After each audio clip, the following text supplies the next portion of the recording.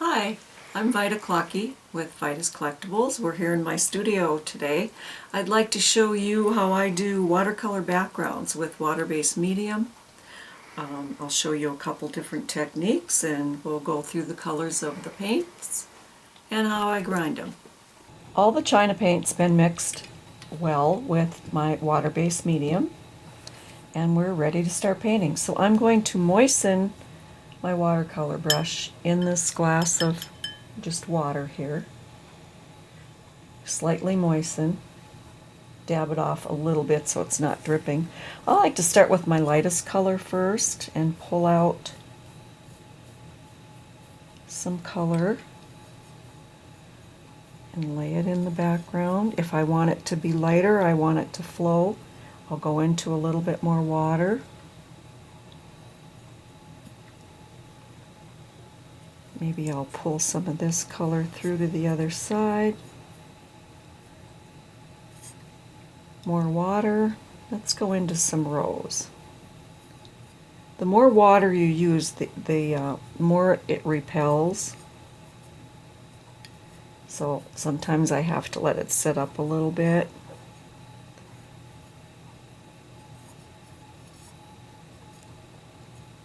And move it around. Let it do its thing. Maybe I'll put a little pink over here.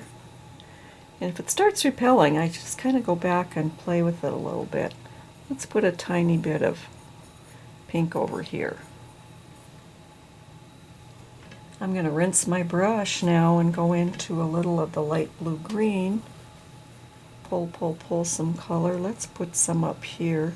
It's a little gray, so I'm not going to use too much of that. We don't want to mix the colors too much together or we're going to get mud. So we kind of have to let them do their thing. I'm rinsing my brush again and I'm going to pull some of that color through.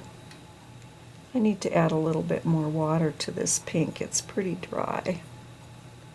It's not moving much, so okay, so now I'm going to let it just do its thing. Let it kind of get a watercolor background. If you're actually doing water, this is kind of fun. We're doing a lotus flower on water. And we got an interesting background with water doing that horizontally. I'm going to go into a little bit of blue-green, some water here on my brush. Let's go into a little of the deep blue-green and see what happens with. It's a lot of water, so I'm just going to kind of work with it a little bit.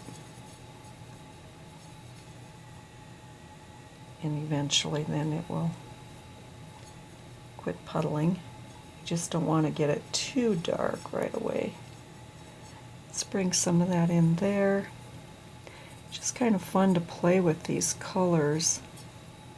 Whatever your favorite colors are. This pink dried up right here too, so I need to rinse my brush and give that pink a little more water. Let's pull it back this way now.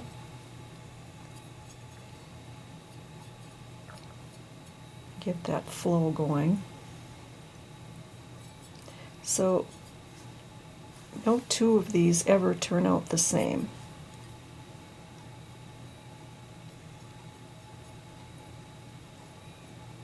I'm kind of coaxing some of these areas over to the edge. This is dried up a little bit, so let's loosen that. If you absolutely don't like it, you just wipe it off and start over. Let's turn it this way now a little bit and see if we can get those colors to merge. You don't want too much mixing per se. You want, because you'll get mud, but you want to loosen the colors up somewhat, just not mix them all up together. I'm thinking that I might be about where I want to be with that. I think that's an interesting background. I'm going to take a paper towel and clean my gold edge slightly where the paint went over.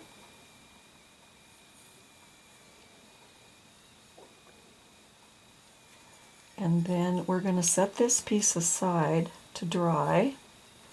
If you're at home and you're in a hurry, you can use a hairdryer. But we're going to set it aside, and I have a little something else to show you while this is drying.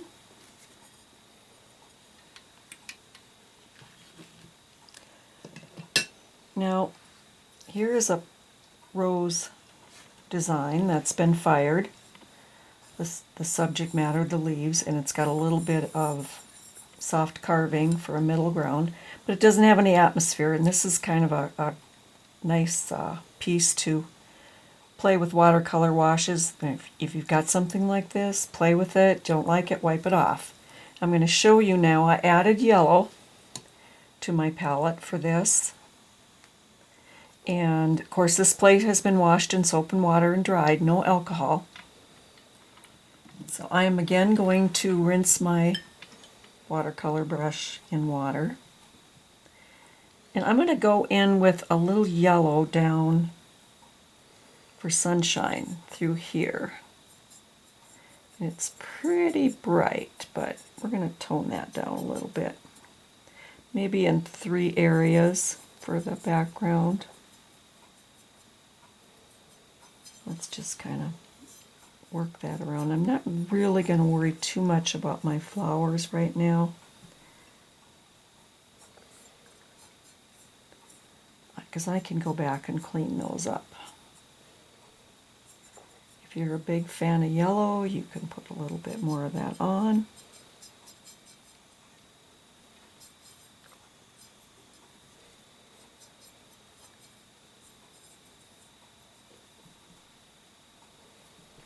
I've got a lot of water on here, so it's one nice thing about a little cheap little watercolor brush. It kind of sops it up too if you get too much in one area.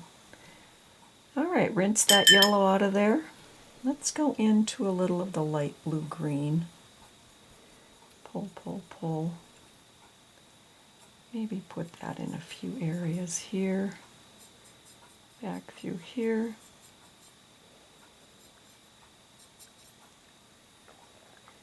Okay, maybe we'll connect a little here. It doesn't really matter. 3 places is kind of a rule of thumb.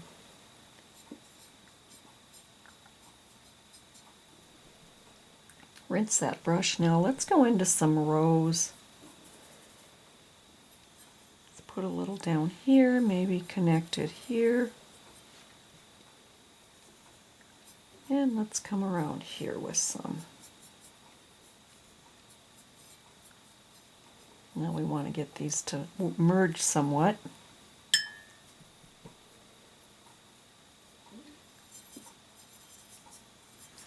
Without blending, just get the colors to merge a little and not make mud.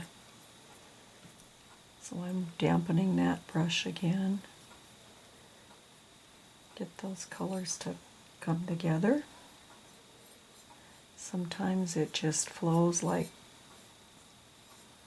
clockwork, and the next time you have to give it a little nudge. I don't really want to have drips.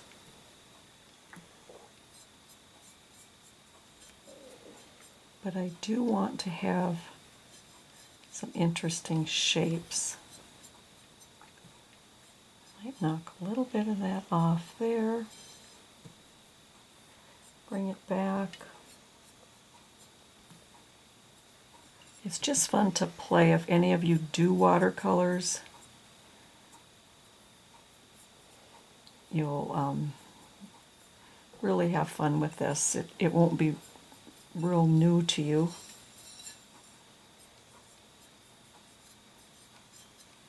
Okay, that's getting a little muddy there. I have to be careful and keep my brush clean.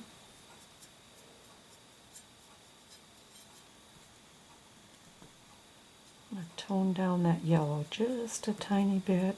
This is drying up on me, so I have to give it a little bit of moisture, a little bit of movement. All right. Now I might bring that back this way. I'm lightly touching it now.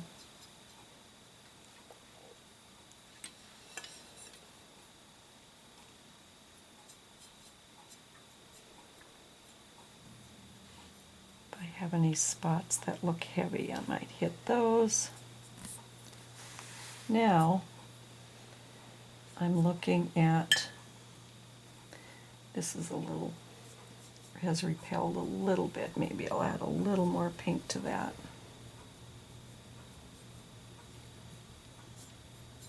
Smooth it in.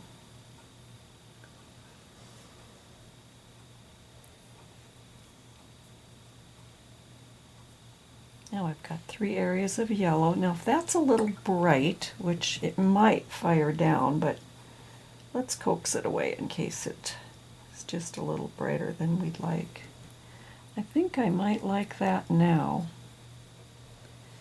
This is where you have to decide. So at this point I would take a tissue in water. I'm letting this flow. It's still flowing a little bit.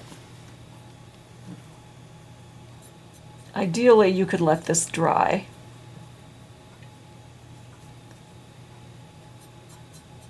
If you would like, and then go back and clean out your flowers.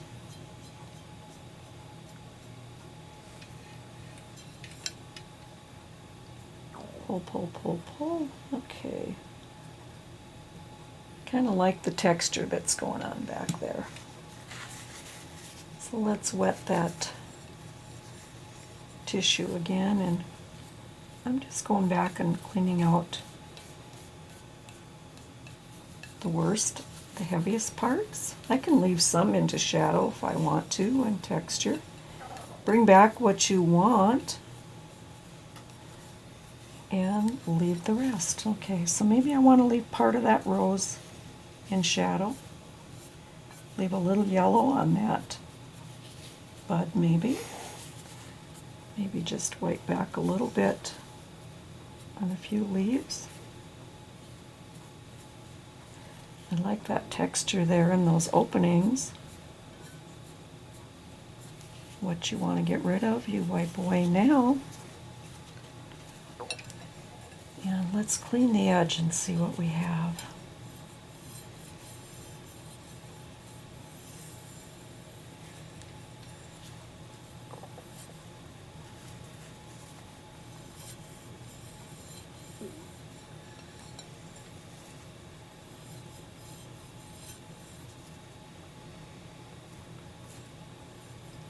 Some of this is dried a little bit, so I needed to moisten my tissue again.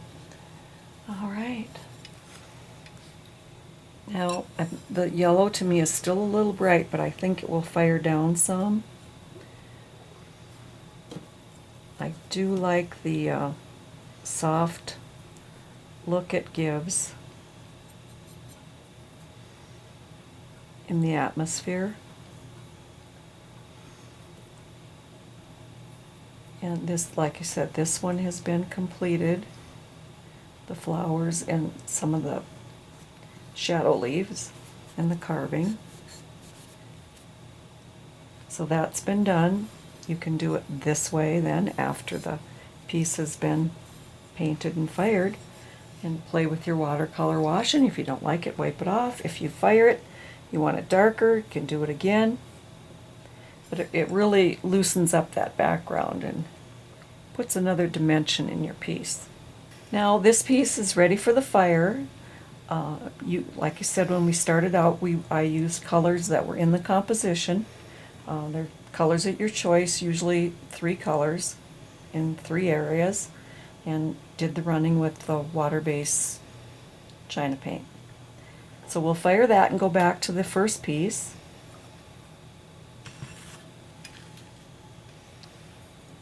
Now this is almost dry, so I'm going to take an X-Acto knife and peel this off.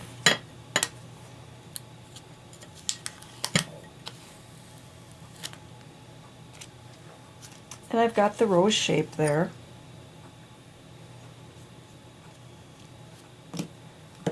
I would at this point do my sketching like this. This was the bowl of the rose, possibly, and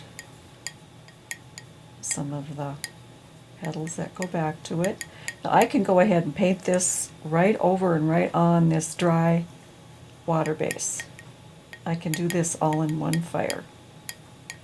And if I wanted to then add a cluster of leaves,